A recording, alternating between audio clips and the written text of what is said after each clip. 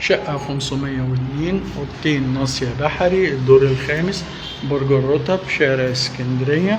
احنا شايفين الانتريه عبارة عن كنبة وثلاث كراسي، وادي الشاشة بتاعتي، وشايف الفيو بتاع البحر من التراس، وانت قاعد تتفرج على الشاشة بتاعتك شايف البحر، غير البلكونة الكبيرة بتاعتنا هنبقى نبص عليها في التراس، باصص برضو على شارع اسكندرية وكشري هند وشارع الجلاء، وادي فندق بالاير بيتجدد، وشايفين البحر قدام مننا، والتلاجات زي ما احنا شايفينها تلاجات جديدة كلها.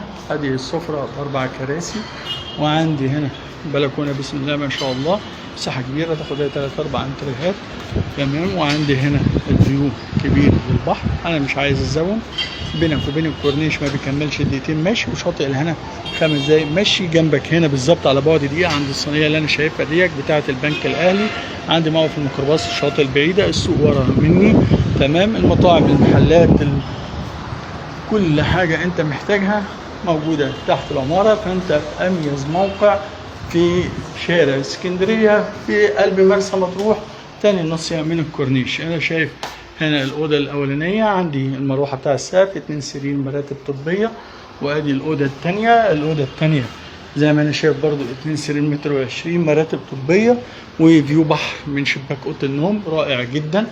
دي شقة 502 ناصية بحري، الدور الخامس. انا عندي هنا المطبخ بتاعي بوتاجاز في الفرن غاز طبيعي، وزي ما شايفين ان المية عندنا شغالة وندفعها، ده احنا في الدور الخامس، تمام، وشغالة بشكل قوي زي ما انا شايف. دي بالنسبة للمية، ومية حلوة مش مية سندة، يعني احنا بنشتري عربيات المية، يعني المية مش موجودة متوفرة بشكل دايم في مطروح، بس احنا الحمد لله العميل بتاعنا ما يشتكيش من نقطة المية دي خالص. دي كانت الشقة بتاعت 502. برضو نبص على الحمام نظرة سريعة، تمام. ادي الحمام بتاعي، وموجود الغسالة وموجود السخان موجودين في الحمام، والإضاءة دي إضاءة طبيعية مش إضاءة كهرباء، مش محتاجين ننور لأن الشقة هاوية، فيها إضاءة، فيها هواء كويس وشمس، وكل حاجة موجودة عندنا في الشقة.